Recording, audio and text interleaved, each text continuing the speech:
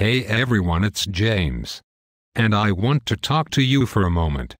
So it's time to get serious. Let me ask you a serious question, and I want you to think before you come up with your answer. And please also listen to what I have to say in this video. And let it swirl around your brain a bit. This serious question is, why is the family unit almost gone? The kids of the world are walking around disconnected from what is good, and adults are acting like they have no sense. Now here's the thing. I believe I know why, but the question is, do you? And if your answer is the answer, you have been force-fed by what you have heard and seen day after day. On television, answers you have heard repeated over and over again.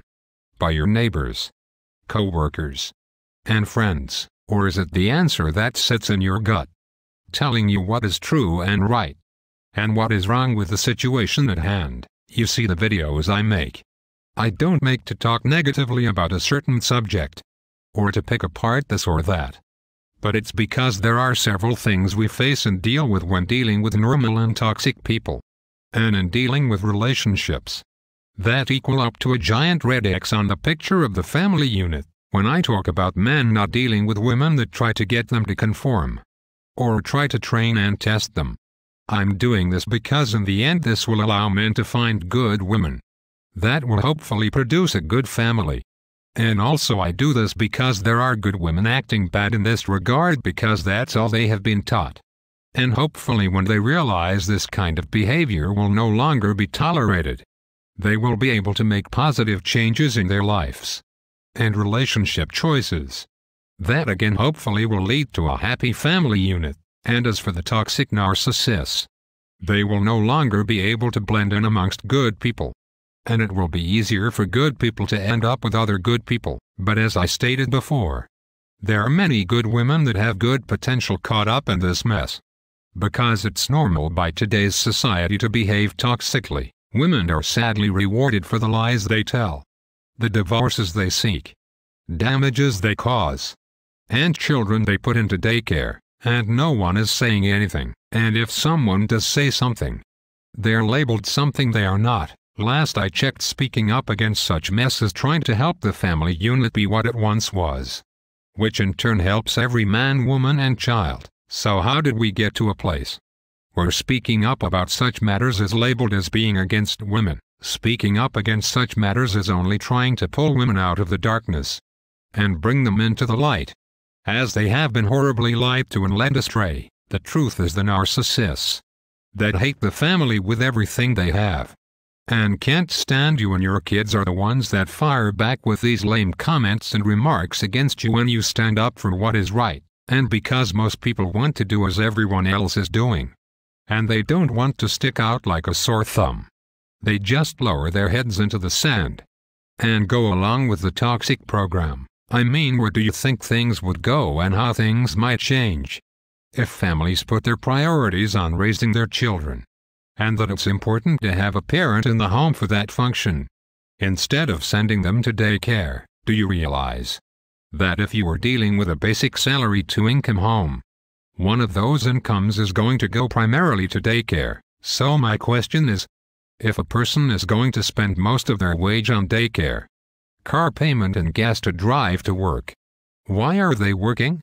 And why don't they just stay at home and take care of their kid if the other income in the home is paying the rent and other bills? Here is why. Society places a negative stigma on a woman that stays home to raise her kids. And women don't want to be attached to that stigma. So they will go and struggle taking their kids to daycare, paying gas, car payments, etc., and may have a few dollars left if she is lucky, all because she doesn't want to appear to be a so-called sellout. And she doesn't want to be negatively labeled. Do you realize what we are talking about here? We are living in a world where raising and loving your child is wrong.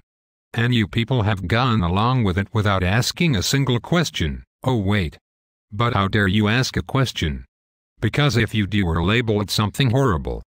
And something you are clearly not. You see, I believe anyone, man or woman, if they work hard and get a good education, they are due the same pay and fair treatment. However, this doesn't mean there are choices that need to be made in one's life. Choices for women such as, how are your career choices going to affect getting married and having children? And quite possibly you might at certain points in time make children and family more important. But wait.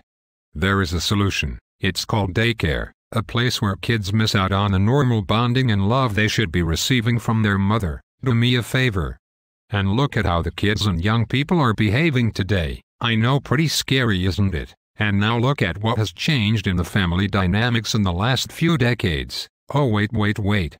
Don't tell me. I think I have the answer. Could it be parents are no longer raising their kids, even if you have a two-income home? A man does not dare ask his wife to stay home with the child, because that's just against society's force-fed rules. Even though all of her money is spent on daycare and gas.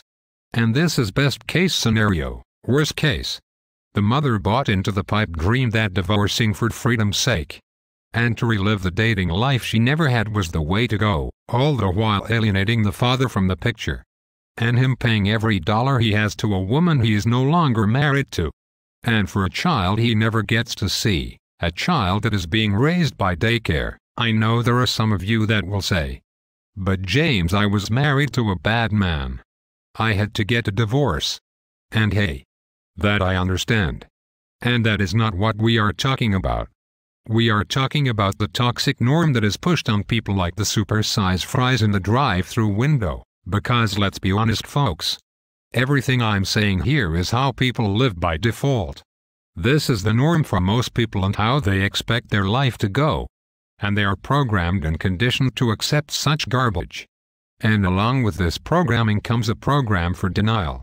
And for those so deep in denial, they will call names to those that expose this toxic mess for what it is. Did you hear what I said to you? We are living in a situation where being a mother that lovingly takes care of her kids at home, while the father goes to work, is seen as horrible. But sending your kid to daycare, when you aren't really getting any payoff from working, is ideal. I mean, am I the only one that sees this as jacked the heck up? Or is it just me? Think about how people protect dogs. If someone wants to buy a dog and put it in a cramped apartment all day, and go to work and just leave it there, with no love, and nowhere to run and play, people say, "How dare you buy a dog when you can't spend time with it and love it properly?" But when people have a kid, they just say, "Good for you, send it to daycare. And see your kid a few hours a week and hope for the best." I mean, people, will you just wake up and see the lies that have been told to you for year after year, robbing your kids, and you have a chance of a great life? I mean, hey, if a woman wants to be an astronaut, go and be the best astronaut you can be. But just don't think having kids during the time frame will be ideal. It's either one or the other. You wouldn't become an astronaut and be gone all the time and buy a dog you can't care for. So why would you do that to a kid? But this is the reason why I tell women, stop listening to the Nancy know-it-all in the cube at work next to you.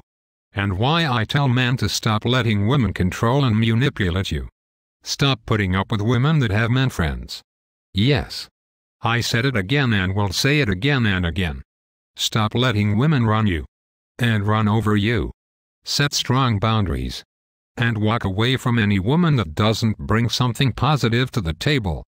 Walk away from women that are just about one test and game after another. Then make sure the choices you and your spouse make are for the best for you and your family. But not making choices that is trendy, that helps you gain approval of your neighbors. And by doing so you can bring the family back, and stop being scared to speak your mind. Eventually the toxic element will back down. When they see that normal people are tired of living the life of toxic people, remember, you can have your life back.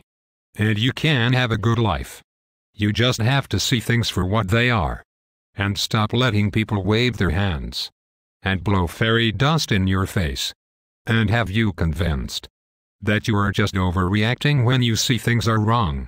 And by learning such truths you can have a good life and successful family. Like I always say, knowledge is power. The more we know, the more we can have a chance at a happy family and life. Until next time, bye for now, and be good to yourself.